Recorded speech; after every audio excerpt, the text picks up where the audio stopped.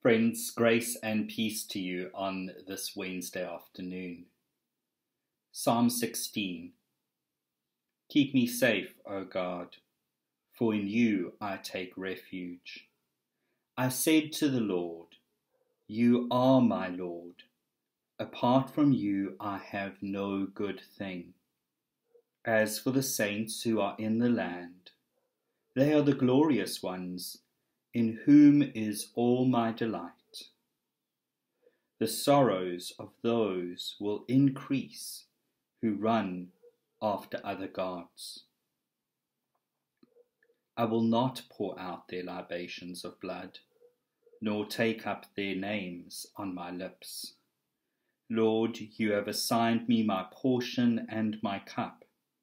You have made my lot secure. The boundary lines have fallen for me in pleasant places. Surely I have a delightful inheritance.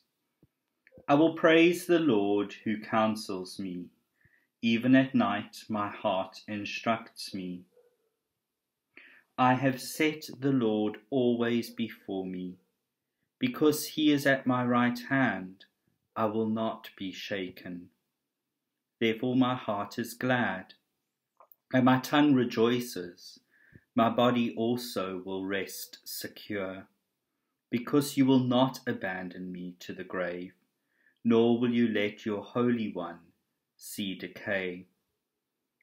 You have made known to me the path of life. You will fill me with joy in your presence, with eternal pleasures at your right hand. And friends, we give thanks for these words of life as they come to us through the scriptures today. Friends, I'm going to be reflecting on the Psalms over the next couple of weeks. And this psalm in particular raises questions for us about where we find security and how do we flourish in the midst of uncertainty. It's a psalm full of confidence, which may seem a little out of place at a time like this. Many of us perhaps feel insecure or disconnected at the moment. We don't know how things are going to unfold. And we know that our lives have changed in significant ways over the last couple of weeks. It seems as if the world around us is changing, and we don't know what that new world is going to look like when our lockdown measures are relieved. It's a time of great uncertainty. And so where do we find confidence in the midst of all of this? And in the midst of all of what it is probably dredging up within us?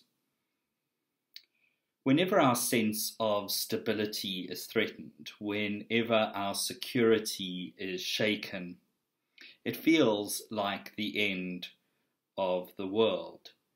And in a way, the world that we know is always ending and something new is always being brought into being. I'm trying not to listen to the prophets of doom who will always tell us it's the end of the world and possibly even point to biblical passages about plagues and horsemen of the apocalypse. The reality, of course, is that the horsemen of the apocalypse are forever riding through human history. And human history has always gone through cycles of illness and famine and poverty and war. And these things are forever woven into the fabric of our story. And these things forever impact and change our lives and bring to an end the world that we know, and something new emerges, and hopefully something new emerges that is a little bit more conscious, that is a little bit more just, that is a little bit more compassionate, but we get to determine what that new looks like as we move with God into the future. And so we are well reminded that the Psalms are always written out of experiences of dislocation. The Psalms are always written out of moments when the security of those who prayed these words was called into question. The Psalms invite us to reorientate ourselves in the midst of our disorientation. And so we come to this psalm, and it is a confident psalm, but that confidence is not born out of simply a vapid hope, but rather what the Psalms do is, if they do not give us the language to pour out our hearts in despair, they give us the lines that we can hold on to pull ourselves out of that despair into the possibility of hope. What the Psalms do is they either cause us to dig deep and to find language for how we feel and help us articulate our moments of disorientation, or they invite our imagination to find the rope by which we are going to pull ourselves out of that despair and into new possibilities. And this psalm in particular gives us 3 lines that we can hold on to, 3 lines that we can use to weave into our own story the possibility of hope in the midst of this time. And the first line is a line that invites us to our head, and it invites us to maybe ask a question. The sorrows of those increase who run after other gods. And maybe at a head level, at a conscious level, we can ask ourselves, where do I find my ultimate security? And maybe in the midst of the uncertainty of this moment, we're being reminded that sometimes we place our security in things which are ultimately not secure, in things that are temporary. And maybe there is an invitation to question the ways in which we make gods out of things that are not ultimate in our lives. Our security can never completely lie in how much we have. Our security cannot completely lie in what we do. Our security has to lie in something deeper than that. And that takes us to our heart. At the level of our heart, we're given another line that maybe we can hold on to. And maybe that is the line of gratitude. Gratitude can seem almost trivial and trite, but it is a great truth that the moment we open our hearts to recognize what we have, the moment that we can recognize goodness and life and blessing and beauty, no matter how small around us, our hearts open a bit wider and our vision begins to change. And we begin to see that God is here, that the Spirit of life is with us.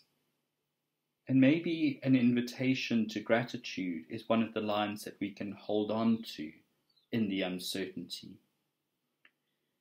The reality is that our hearts are going to feel all sorts of different things. We're going to feel fear and anxiety and sadness. We're going to feel moments of joy. We're going to feel moments when we are feeling a bit confused and maybe even numb.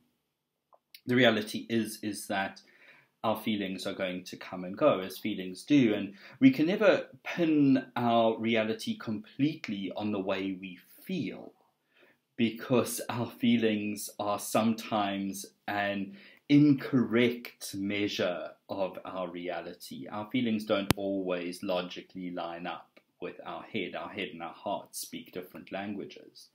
And even our thinking can sometimes be distorted by the stories we tell ourselves because of the way we're feeling.